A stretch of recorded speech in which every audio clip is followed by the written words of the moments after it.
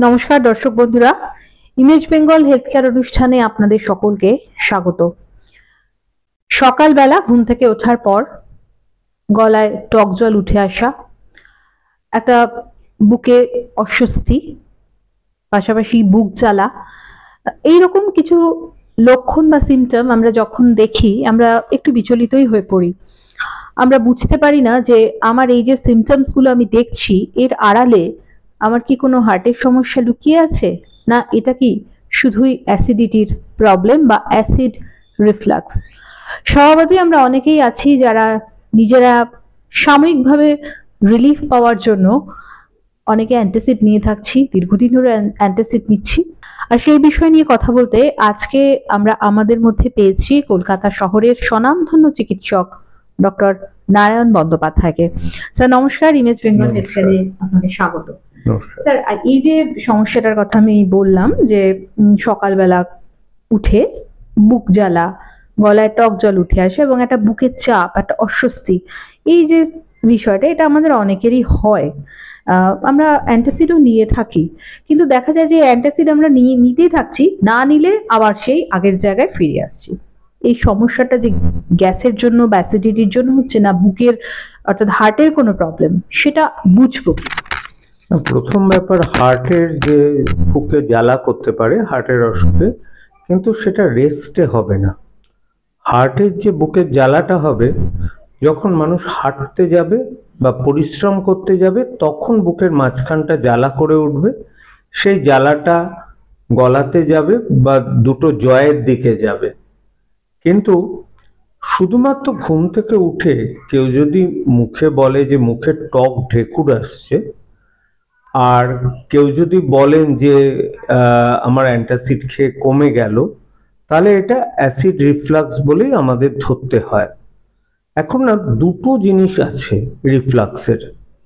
একটা হচ্ছে acid reflux, যেটা আমরা খুব কমনলি পাই, একটা মুখে জল কাটা, একটা মুখ টক হয়ে যাওয়া, বুকের মাঝখানটা জ্বলছে, তখন একটুখানি অ্যান্টাসিড খেলে রিলিফ হয় তাৎক্ষণিক, যেগুলো পাওয়া যায়। আরেকটা হচ্ছে ভলিউম রিফ্লাক্স।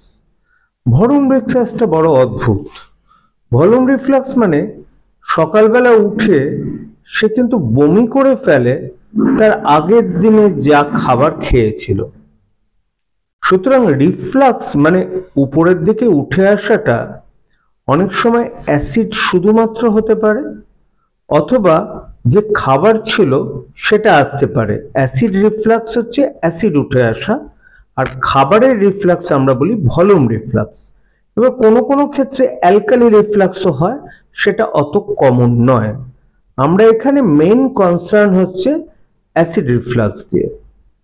এখন যদি দেখা যায় অ্যাসিড রিফ্লাক্সের পেশেন্টের টিপিক্যাল সিমটম কি, পেশেন্টের টিপিক্যাল সিমটম হবে খাওয়ার পর সকালবেলা স্পেশালি বা দুটো খাবার মাঝখানে গলা জ্বালা করবে, যেটা লিকুইড অ্যান্টাসিড খেলে তাৎক্ষণিক কিছুটা রিলিফ হয়।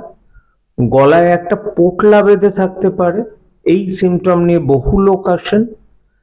আর বহু লোক না এতে অ্যান্টাসিডে একটা অভ্যস্ত হয়ে যান, ভাবে যে একটা ক্যাপসুল তো খেয়ে নেই। লাইফস্টাইল মডিফিকেশনের কথা কিন্তু কেউ ভাবে না। এই অ্যাসিড রিফ্লাক্স আমরা যেটা বলি সেটা এত কমন এবং লোকে এত লাইটলি নেয়, আমার মনে হয় সেটা উচিত নয়। প্রথম কথা হচ্ছে, আমি কিন্তু এখানে ভলিউম রিফ্লাক্সের কথা আসছি না, অ্যাসিড রিফ্লাক্স কাদের বেশি হয়? দেখা গেছে যারা খুব মোটাসোটা হন, যারা সিগারেট অ্যালকোহল প্রচণ্ড খায়, লাইফস্টাইল অত্যন্ত বাজে, হয়তো লাঞ্চ করছে বিকেল 6টায়, ডিনার করছে রাত 1টায়, এরকম অদ্ভুত রকম স্ট্রেসে থাকে, আজকালকার দিনে স্ট্রেস বেড়েছে, তাদের বেশি হয়। প্রেগনেন্সিতে রিফ্লাক্সটা ভীষণ কমন।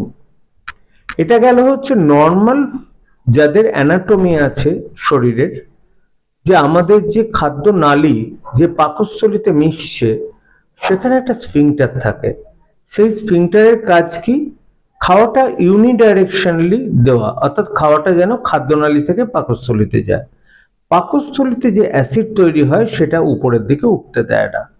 কিন্তু অনেক সময় পজিশনাল কারণে পাকস্থলীর যে অ্যাসিডিটি উপরের দিকে উঠে আসে, সেটা আমরা হায়াটাস হার্নিয়াতে যারা ভোগেন সেটা একটা আলাদা বিষয়, পরে আলোচনা করা যাবে, তাদের কিন্তু এটা হয়। সুতরাং ফার্স্ট আমাকে ডিফারেন্সিয়েট করতে হবে শুধু অ্যাসিড রিফ্লাক্স না ভলিউম রিফ্লাক্স। অ্যাসিড রিফ্লাক্স হলে আপনি প্রথমে তার লাইফস্টাইল চেঞ্জ করুন। যিনি ওভারওয়েট, খাওয়াটাকে মডিফাই করুন, খুব বেশি তৈলাক্ত খাবার, খুব গ্যাপে খাবার, খুব বেশি চা কফি, স্মোকিং, অ্যালকোহল ত্যাগ করুন।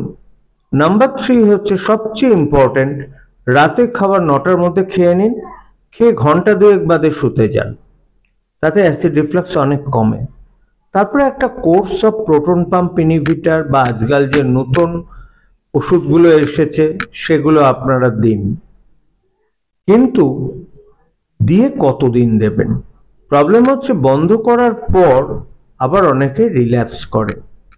এক্ষেত্রে কিন্তু যদি রিল্যাপস করে এন্ডোস্কোপি করা কিন্তু ম্যান্ডেটরি, কারণ আমরা যদি অ্যাসিড রিফ্লাক্স চলতেই থাকে আমরা এন্ডোস্কোপি করে লোয়ার এন্ড অফ দ্য ইসোফেগাসে আমরা কিছু পরিবর্তন পাই, কারণ লোয়ার এন্ড অফ ইসোফেগিয়াস যে এপিথেলিয়াল সেল দিয়ে তৈরি সেটা কিন্তু অ্যাসিড রেজিস্ট করতে পারে না। স্টমাকেরটা কিন্তু অ্যাসিড রেজিস্ট করে, কারণ স্টমাকে অ্যাসিড তৈরি হয়।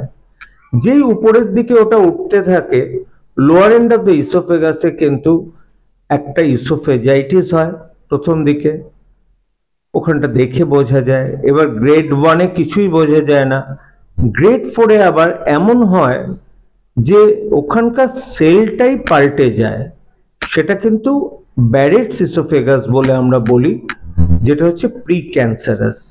অর্থাৎ কতদিন চলবে? ধরুন গ্রেড 1 ইসোফেগাইটিস যদি থাকে এন্ডোস্কোপিতে, বা grade 2 dietary modification, lifestyle modification, একটা প্রোটন পাম্প ইনহিবিটর বা অ্যাসিড রিফ্লাক্স কমানোর ওষুধ ফর 3 to 4 months অ্যাডিকুয়েট, তারপর আস্তে আস্তে 20 দিলে 10 কমিয়ে দেওয়া, যতক্ষণ না সে লাইফস্টাইল চেঞ্জ করতে পারে। লাইফস্টাইল না চেঞ্জ করলে সারা জীবন খেতে হবে।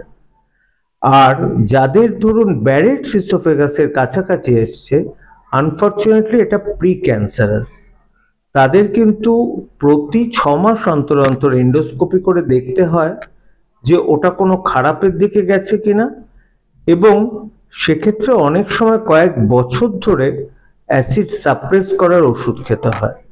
এবার এই যে আমরা দীর্ঘদিন ধরে over the counter acid suppress করার ওষুধ, বিভিন্ন রকম প্রোটন পাম্প ইনহিবিটর বা আজকাল যে নতুন ধরনের ওষুধ বেরিয়েছে, মেন অসুবিধাটা তার কি? আমাদের স্টমাকে যে অ্যাসিডিটি থাকে এটা আমাদের নর্মাল, আমাদের হিউম্যান বিইং এর একটা প্রোটেক্টিভ ব্যারিয়ার। আমরা যদি কোনো খারাপ জিনিস খাই, কোনো ব্যাকটেরিয়া খাই, তাহলে সেটা অ্যাসিডটা নিউট্রালাইজ করে দেয়, তাকে মেরে ফেলে। নাম্বার 2, অ্যাসিড আমাদের আয়রনকে অ্যাবজর্ব করতে সাহায্য করে, ক্যালসিয়াম অ্যাবজর্ব করতে সাহায্য করে। এমন বহু লোক আছে যাদের দিন শুরু হয় জল দিয়ে, অর্থাৎ প্যান্টোপ্রাজোল, র্যাবেপ্রাজোল, আমরা ঠাট্টা করে বলি দিন শুরু হয় জল দিয়ে। শুরুতে একটা কিছু অ্যাসিড খেয়ে নিল, ভাবলো ব্যাস, কিন্তু সে যখন তার নিজস্ব ব্লাড টেস্ট করবে দেখবে তার শরীরে হিমোগ্লোবিন কম। যদি তার কোনো রকম ভাবে বোন ডেন্সিটি টেস্ট করা হয় দেখা যাবে ক্যালসিয়াম খুব তাড়াতাড়ি ক্ষয়ে যাচ্ছে, তার হাড় ক্ষয়ে যাচ্ছে। সুতরাং আর তাদের পেট খারাপ খুব ফ্রিকোয়েন্টলি হয়। সুতরাং long term acid suppress unless mandatory করবেন না, এটাই আমি বলতে চাই। দ্বিতীয় হচ্ছে যে রিফ্লাক্সটার কথা আমি বারবার বলছি, ভলিউম রিফ্লাক্স। এই কথাটা নিয়ে কতজন বলেছেন আমি জানি না। ধরুন খাওয়ার আপনি একটুখানি অম্বল পেলেন, একটু টক ঢেকুর উঠলো, ঠিক আছে, কিন্তু যদি আপনি যা খেয়েছেন তা যদি বেরিয়ে আসে, তার মানে একটা ভলিউম বেরিয়ে আসছে। এক্ষেত্রে কিন্তু বেশিরভাগ ক্ষেত্রে সার্জিক্যালি ব্যাপারটাকে ঠিক করতে হয়, এবং সেই সার্জিক্যাল ব্যাপার ওপেন না এন্ডোস্কোপি এটা সার্জেনদের উপর নির্ভর করবে। মানে সবসময় রিফ্লাক্স ডিজিজ মানেই যে অ্যাসিড রিফ্লাক্স হবে, অ্যালকালি রিফ্লাক্স হবে না, এটা ভুল ধারণা। এবং শুধু ওষুধে কাজ করবে এরকমও না, বহু রিফ্র্যাক্টরি কেসে অপারেশন করে আমরা ওই রিফ্লাক্সটাকে বন্ধ করি, স্পেশালি ভলিউম রিফ্লাক্সে। স্যার আমাদের আরেকটা প্রশ্ন হচ্ছে, সেটা হচ্ছে যে এই যে অ্যাসিড রিফ্লাক্স, ঘুমের যে সময় বা শোবার যে পশ্চার, সেটা কোনোভাবে পরিবর্তন করলে কি অ্যাসিড রিফ্লাক্স কমানো সম্ভব? একটু ঘুমের টাইমটা আমরা পিছিয়ে দেব, খাওয়ার পর 2 ঘন্টা বাদে, যাতে খাবারটা স্টমাক থেকে বেরিয়ে যায়। Head end of the bed যদি একটু এলিভেটেড থাকে তাহলে অ্যাসিড রিফ্লাক্সটা অনেকটা কমানো যায়। কিন্তু সবচেয়ে আগে হওয়া দরকার, যেটা আমরা করি না, আমরা জাঙ্ক ফুড খেয়েই শুয়ে পড়ি বা মোবাইল দেখতে দেখতে ঘুমোই। এই জিনিসগুলো হ্যাবিটটা না চেঞ্জ করলে এই অসুখটা আমাদের দেশ থেকে যাবে না, আর সবার পক্ষে সবসময় এন্ডোস্কোপি করাটাও সম্ভব না। রিফ্লাক্স থেকে কোন বাজে জিনিস দাঁড়াবে কেউ কি আগে থেকে বিচার করতে পারবে? স্যার আপনি লাইফস্টাইল মডিফিকেশনের কথা বলছিলেন, তো লাইফস্টাইল মডিফিকেশনের পাশাপাশি খাওয়া দাওয়া, অর্থাৎ কোন খাবারগুলো যখন প্রচন্ড অ্যাসিড রিফ্লাক্স হচ্ছে বাদ দেওয়া দরকার? এখানে সবচেয়ে ভালো হচ্ছে একটু কমপ্লেক্স স্টার্চ, মানে আমি বলছি যেগুলো একটু অ্যাবজর্পশন একটু ডিলে হয়। আমরা যদি প্রোটিন যেটা খাই, আমি অবশ্যই বলছি না যে আপনি চিকেন পপকর্ন খান, গ্রিল চিকেন খান, দেখবেন অ্যাসিড রিফ্লাক্স কম হবে। আপনি শুধু জল খান, অ্যাসিড রিফ্লাক্স কম হবে। সামান্য একটু মুড়ি জল খান, অ্যাসিড রিফ্লাক্স কম হবে। অর্থাৎ আপনি না খাওয়ার স্টাইলটা করুন, ব্রেকফাস্টটা সবচেয়ে বেশি, লাঞ্চ কম, রাত্রে কম খান। আর আজকাল অ্যালকোহল খাওয়াটা না আমাদের নেশা হতে পারে বা স্ট্যাটাস সিম্বল হতে পারে, সেই জিনিসটাকে কিন্তু অ্যাভয়েড করতে হবে। কেউ সপ্তাহে 1 দিন খেলেন আমি তাকে বলছি না, কিন্তু এখন তো দেখি সবাই 7 দিনই সপ্তাহে খাচ্ছেন। এবার এই জিনিসটা করে তার সাথে যে আনুষঙ্গিক যে চাটগুলো খাচ্ছে সেগুলো ভীষণ অ্যাসিড রিফ্লাক্স করে, আর লোকে তারপরে খাওয়া নিজেও কন্ট্রোল করতে পারে না। আর স্মোকিংও ইকুয়ালি খারাপ।